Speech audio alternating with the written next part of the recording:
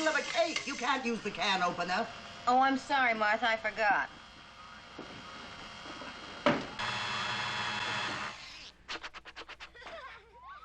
The kids, turn off the television. I'm using the mixer. Mom said we could watch. Mrs. Muir, I'm working with a dozen egg whites. Well, I'm sorry, Jonathan, but the cake has priority. Yes, ma'am.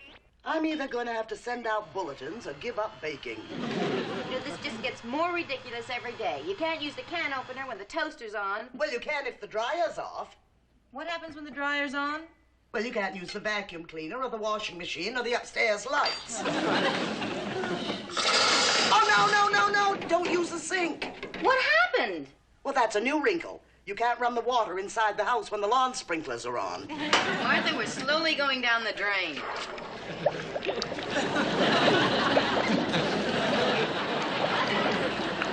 She blows. I told you. How do we stop it? I'll go turn off the lawn sprinklers. Madam, fear not, I'm here. And that does it. I'm just going to have to bring this kitchen up to date. You're going to tamper with my galley. Let me tell you, madam, that I designed every foot of this room. People came from miles around to marvel at it. Well, that was 100 years ago. A thing of beauty is a joy forever. Captain, you just saw what happened. I also showed you how simple it is to fix. Well, unfortunately, when nothing happens.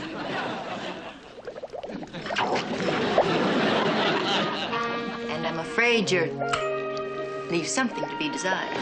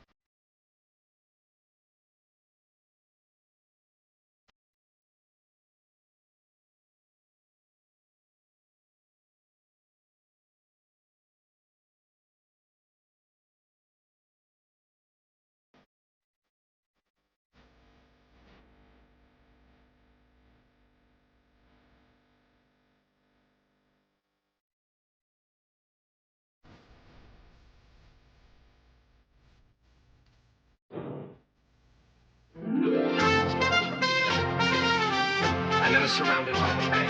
The restaurant and the market is over here with the lovely reflecting pool. And of course, the entire property will be landscaped.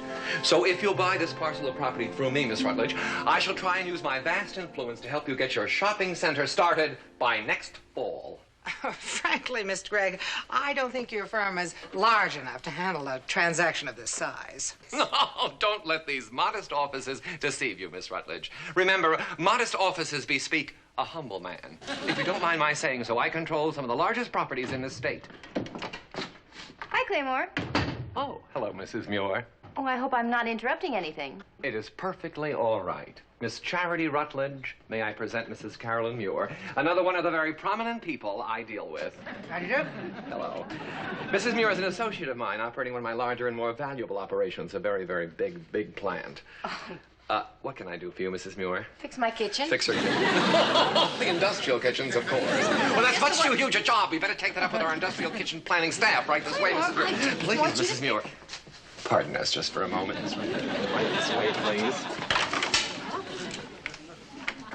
What is this about a kitchen planning staff? That woman is very important to me. And my kitchen is very important to me. It's bubbling over and shorting out in every direction. It has to be fixed. Trivia. Do you realize that Miss Moneybags herself is sitting out there in my office? Claymore, we cannot stand to work in that kitchen one day longer. Mrs. Muir, the rent you pay doesn't even cover the taxes. When you took Gull Cottage, you agreed to take it as is.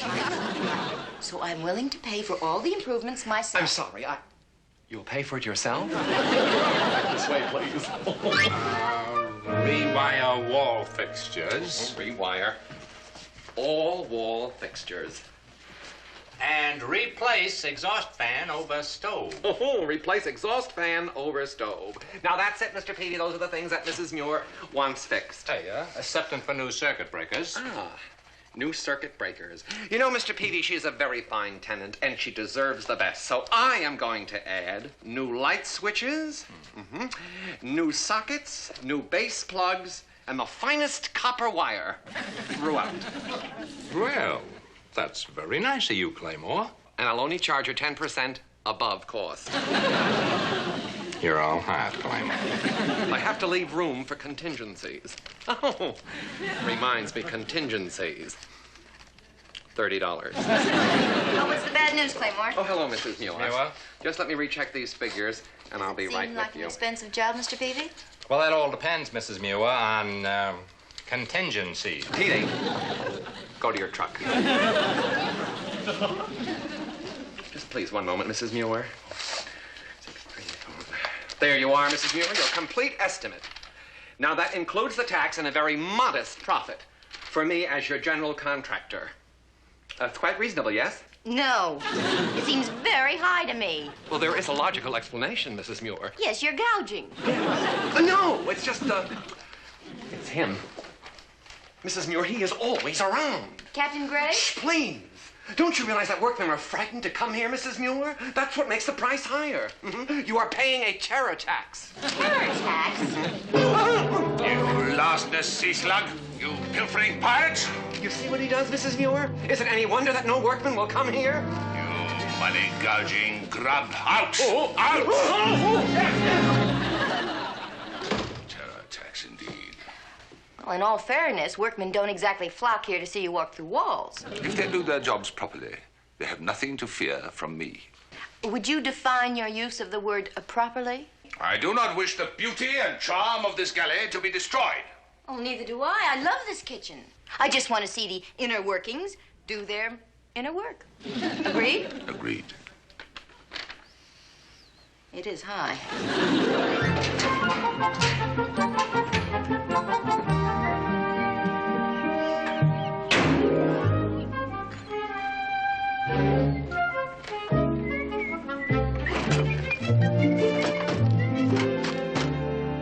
Come on, Hop. Get out, Hop. Work ain't gonna do itself. Ed, I don't know about going in there. Closer I get to Gull Cottage, the more I remember the stories and rumors about the ghost. Ain't nothing but a lot of Halloween hogwash, Hop. Now, you took this job for money, eh? Let's go. Well, I'd like to go, but my legs aren't convinced. Now, listen to me, Hop. I've been out here lots of times, eh? Nothing real peculiar's ever happened. Now, go in. Well, are you sure, Ed? I mean, are you really sure about the ghost? She's got me! Ed, save me! Careful, my bite, Mr. Burroughs. Yeah, don't break it. Can we have it back? Sure, Jonathan, if Hob's through playing with it. Give him the kite, Hob. Come on, Hob.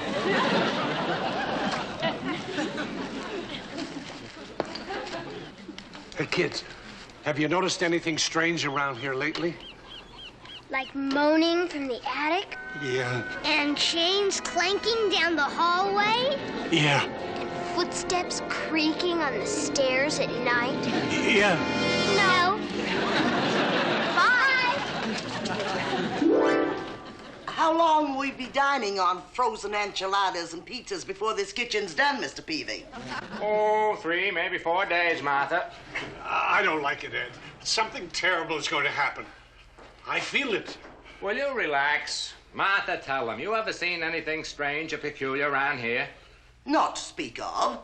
But I expect I will after 4 days of frozen enchiladas and pizzas. I still say something is going to happen. Something's gonna happen, all right, Hob. What, Ed? What? You ain't gonna get paid, that's what. Now get back to work, will you, Hob? Hey, look what I found! That is neat.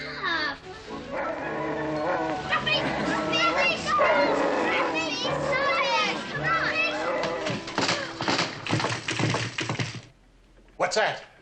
Did you hear that? I heard a thump. A little thump, Hob. All houses have thumps and things.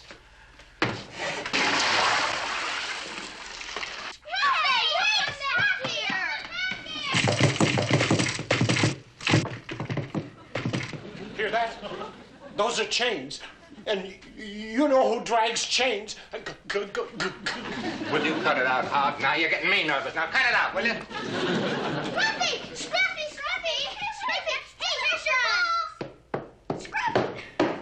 He's coming after us!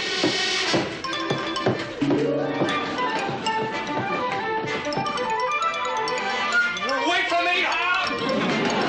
Bye, Mrs. Muir. Mr. Burroughs? Mr. Casey, what happened? I'm not sure, Mrs. Muir, but we're taking no chances. You broke your word. You frightened the workmen right out of the house. I did no such thing. I haven't budged from this spot for over an hour. You didn't creak or groan?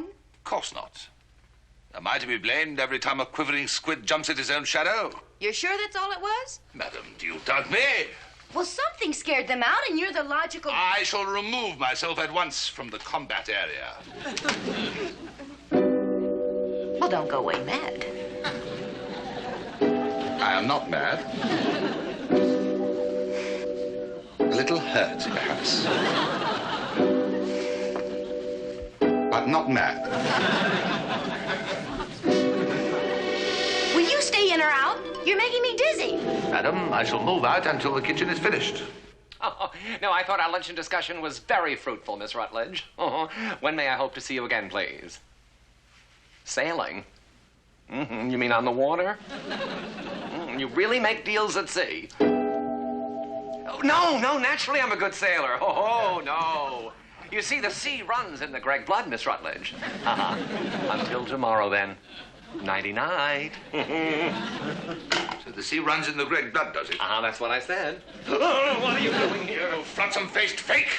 The only water in your blood is on your knees. Oh, yes, sir. Anything you say, sir. Now, why are you haunting me? Because, my dear fellow, since you have always maintained that you are my only living relative, I have decided to be your house guest. My house guest? What did I ever do to deserve that? I thought you'd be delighted. Ugh, what an appalling mess. Well, I've been busy.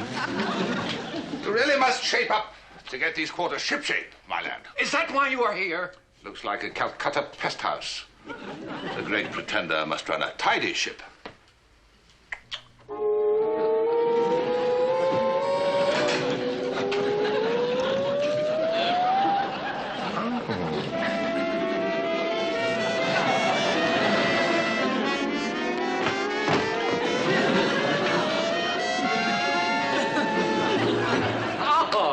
That's really very good.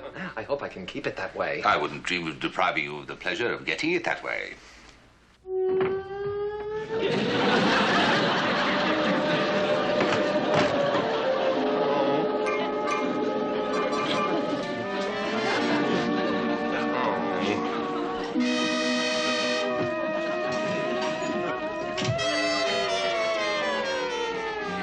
Now clean your swamp. Yes, sir. Oh, yes, sir. I'm cleaning, sir. I'm cleaning.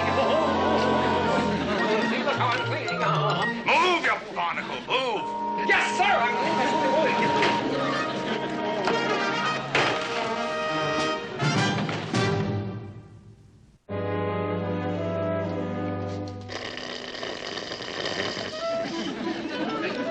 6 bells, rise and shine.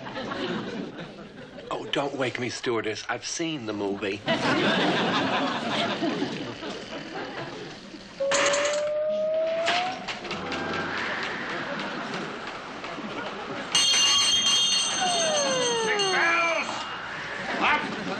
Day's half over. What are you doing? I'm freezing. I have just the thing to warm your bones and to put the roses back in your cheeks. An ice-cold shower. Oh, no. Oh, no, please, Captain. No, no. Oh, no, not that. Please, no, Captain. No, if ice cold water hits his body, it'll shatter. Oh, no, mercy. Please, mercy, no, Captain.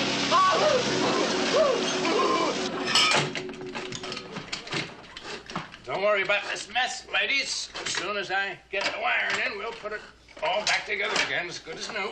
You should replace it in solid gold, Ed Peavy. charging extra to come back to work. Well, don't be too hard on Martha. The bonus is my idea. Besides, that was the only way we could get Hav back to work. Right, Hav? I don't want to talk. I just want to finish and get out of here.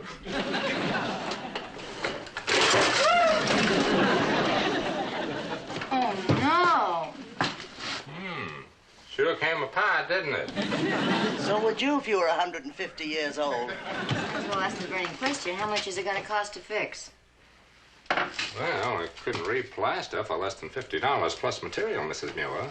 On what stone is that written? Well, you might as well go ahead. It's only money. Captain, I want... Captain? You-hoo, Captain, are you here? Captain? I've got to go out for about a month or so. Bye.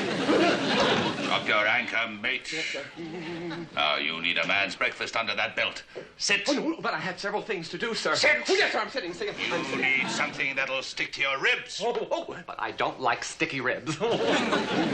Seaman's food will turn a sickly landlubber into a sturdy deckhand.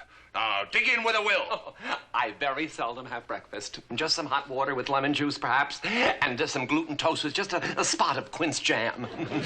Sissy stuff. I'm going to make a man of you. Now eat! Oh, I'm eating.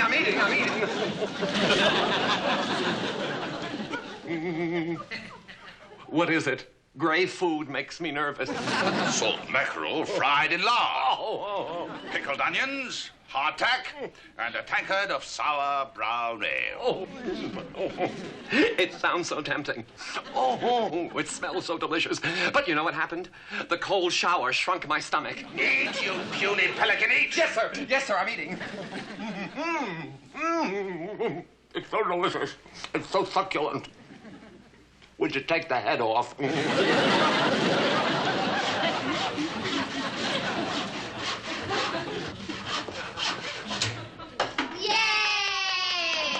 Well, I think you've replaced television, Mr. Peavy. You kids been enjoying the show? You bet, Mom. Mr. Peavy touched some wires and got blue sparks. Everything started to smoke. Oh, terrific. How much is that performance going to cost, Mr. Peavy? On the house, Mrs. Muir. Well, would it be on the house if you were to fix the water pressure? It's terribly low. Oh, I'll fix it, Mrs. Muir. It'll only take a minute. Oh, great. I won't offer to help this time. I didn't do too well with that fuse box. First, we turn the master valve to high pressure. Then we make a little turn like this. Say this, Mrs. Muir, but I think your pipes must have rusted away.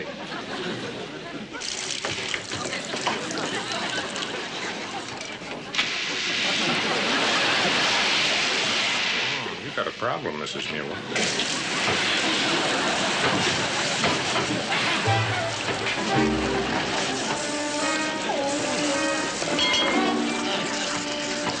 Well, it's nothing that can't be fixed if I sell my car and my life insurance.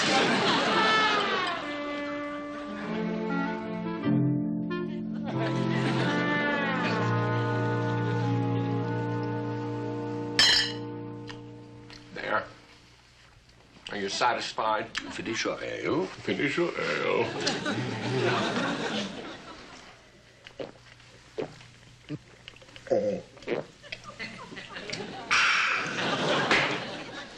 Now, please, may I be excused?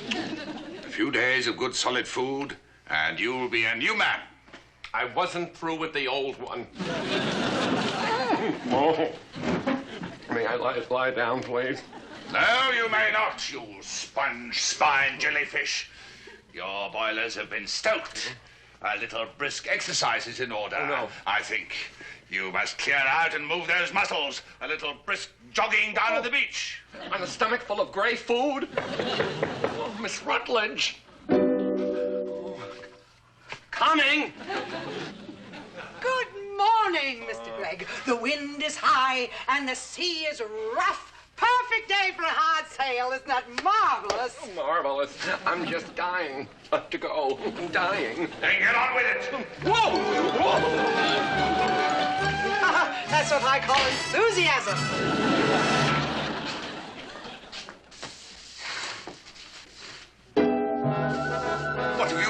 my beautiful galley.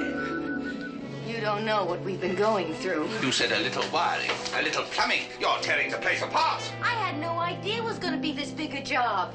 But there's some things in this kitchen that are 100 years old. You said you liked it the way it was. Well, I do. But it's going to take every cent I have and then some to make it function properly. Really? Why didn't you put in copper plumbing? Madam, 100 years ago, we had no plumbing. Now, if you'll excuse me. I wish I could do that.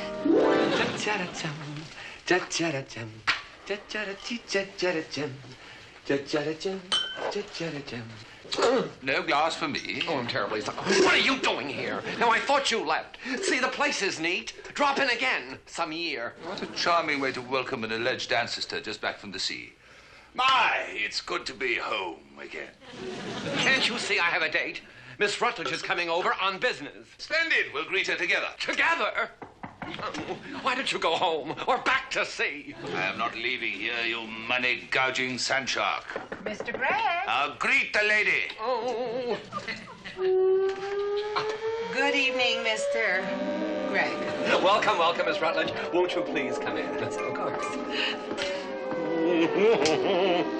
Oh, it must be the draft. Champagne. Uh-huh. Are you one of those men I've heard about? The sun goes down and the tiger comes out. Oh, no. With me, the tiger is a pussycat. You'll find me a gentleman down to my bootstraps. We'll see about that.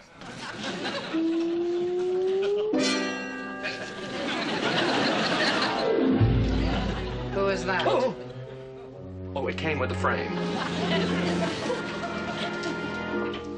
To my tiger with glasses? Mm-hmm.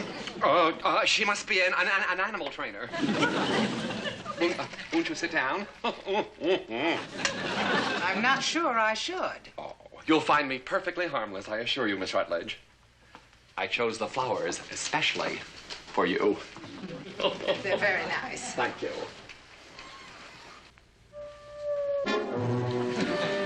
Mr. Gregg? It must be the bulb. Pardon me a moment.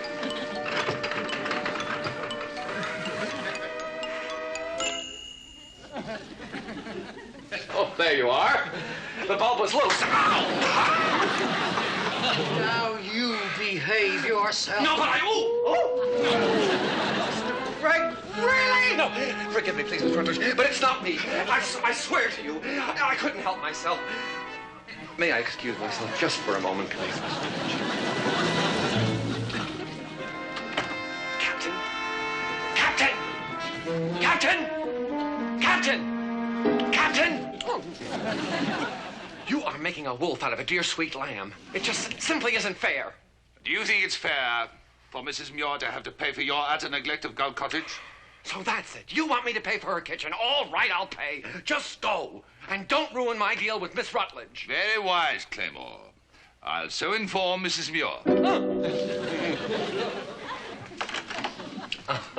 I'm terribly sorry, Miss Rutledge. Just a little matter with a big client of mine who's trying to pressure me into paying for something. But just between you and me, I'm not going to do it. I'll do it! Honest, I'll do it! I'll do it! I'll pay for her kitchen! I'll pay!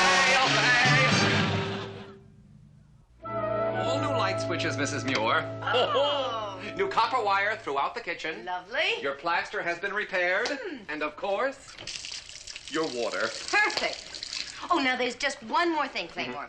Mr. Peavy was going to put in a double socket for me. Mrs. Muir, up to now, I have been a generous, open-handed pushover. But I'm afraid the party is over. The lady requires a double socket. There is a point at which a man must take a stand. Go ahead, do your worst. Terrify me, send me careening through those doors, but I will not spend one more cent. Terrify you, dear boy? I've grown very fond of you.